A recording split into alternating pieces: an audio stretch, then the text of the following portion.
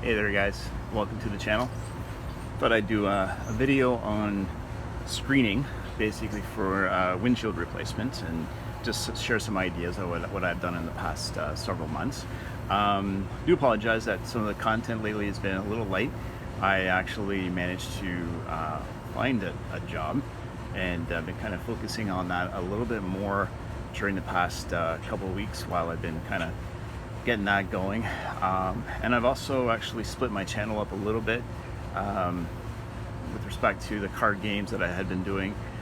I didn't see as much activity on those, so I thought I'd split it off and leave this channel focusing on the dedicated to the diecast side of things, and then I may paint miniatures on that other channel or here as well. I'm not 100% sure, but I'm going to do a separate video on that, where to find that page. It's basically, right now the channel is called the Big Hairy Ogre, and might change that name at some point, but I kind of like it right now, and from a marketing standpoint it seems to work. So anyways, so what I wanted to share with you guys is just some options on how you do screening on some various cars. These are some cars I built in the past few months, and I've had some questions come up from time to time in terms of what type of screening that I use. So I thought I'd share that, and yeah, you can kind of do what works best for you.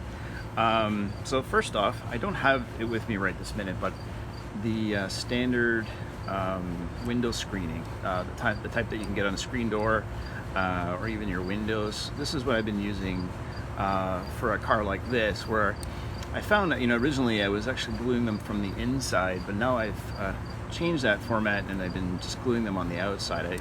I kind of like it a little bit better, and I think it looks a lot cleaner. I found the ones that where I was gluing it on the inside would bulge up a little bit, so and I couldn't quite get them glued in properly. So I've been going this route with it, and I think it's I mean, even in this type of car here, there's really not a lot going on with it, and it really just kind of makes all the difference with one little detail there. I mean, otherwise the rest of the car is just stock, and it's just painted with some pastel details and some chippings, and that's about it really. This car here actually is a good example where I had glued the same mesh but on the inside, and as you can see, it kind of fell apart a little bit. So see if you can see that right there. So yeah, I mean, it's a couple of options for you to consider, but sorry, as you can see, it's kind of caved in on the side here, so it doesn't really look as clean unless you glue it on the outside. What I also did here on the front is, actually, this one here I never replaced, never removed the glass. So I actually glued the mesh right over top of it, and I did like a dry brush on it. So as you can see here, it looks pretty good. I mean, from afar you can't really tell, but I don't know, it's a different idea. The reason why, and this is the reason why I did it, is because of the I wanted to have these armor strips kind of going across it, and I thought it would be better for support to have the plastic in place. So you can kind of choose what you like, and in terms of the car that you're building. So at least you have a couple of options there. Next option is actually drywall screening, and this stuff is actually adhesive. So this is like what it looks like here when you go to the hardware store, and you're just going to look for basically this when you're doing some drywall. It's sticky on the inside, so it's really helpful when you're actually trying to place it. And then you can just use like some crazy glue around the outside, and that's basically it. So as you can see here, I've got the mesh on the front and the back and the side, like everywhere basically. So you can kind of do what you want. You can put it put it on this way, and then you can layer it, probably even similar to the way I did here, where you kind of add some extras on top of it and make it look a little different. So there's another option too that you may want to consider. This is, well, I haven't used it yet, so I wanted to do it. I wanted to do an example for you guys, but hadn't quite got to it yet.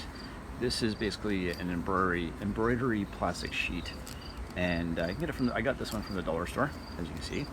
And what I was thinking is it could be used for windows, or even just like little, like you say, you cut off just like a small section, and you can kind of glue it in place there.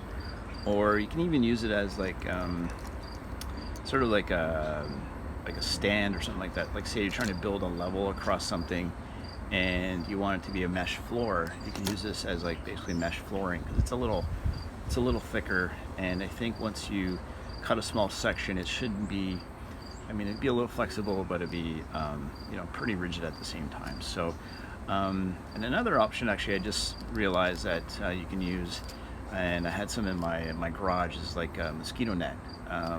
It's a little more finer than this, and I think it'd be good for small applications, but again, that's kind of like up to you. But yeah, I thought I'd do a video on, you know, kind of like what are some of the options to use in terms of material for screens if you're having trouble trying to figure out what to buy.